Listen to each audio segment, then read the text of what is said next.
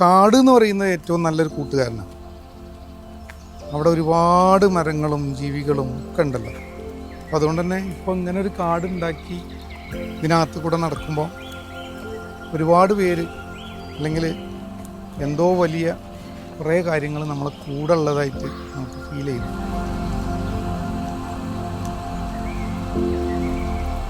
ഈ ഭൂമിക്ക് ആകെ ഉണ്ടായിരുന്ന ഒരു ചാലഞ്ച് എന്ന് പറഞ്ഞിട്ടുണ്ടെങ്കിൽ ഒന്നുമില്ലാത്തൊരു ഭൂമി. അപ്പോൾ അതുകൊണ്ട് തന്നെ അതുണ്ടാക്കിയെടുക്കാൻ വേണ്ടിയുള്ള ഒരു പ്രയാസം സ്വാഭാവികമാണ്. പക്ഷെ എനിക്ക് തോന്നുന്നത് ഒരുപാട് മനുഷ്യർ നമ്മളെ ഹെൽപ്പ് ചെയ്തിട്ടുണ്ട്. സാധാരണ മനുഷ്യർ, സാധാരണക്കാർ, അവരുടെ നാട്ടറിവുകളും സുഹൃത്തുക്കളും അങ്ങനെ പലതരത്തിലുള്ള ഹെൽപ്പും ഉണ്ടായിട്ടുണ്ട്. ഇത് നമ്മളെ ഒരു ചെങ്കല്ല് വെട്ടിയിരുന്ന ഒരു കുഴിയാണ്. ഇപ്പോൾ കല്ല് വെട്ടിയ കുഴിയിൽ കുറേ ചെങ്കല്ലിൻ്റെ വേസ്റ്റുകൾ ഉണ്ടായിരുന്നു. അപ്പോൾ ആ വേസ്റ്റുകൾ ഉപയോഗിച്ചിട്ടാണ് നമ്മൾ ഇങ്ങനെയുള്ള ഇടവഴികളും ആ ഇടവഴികളിൽ സ്റ്റെപ്പുകളൊക്കെ ഉണ്ടാക്കിയിട്ടുള്ളത്.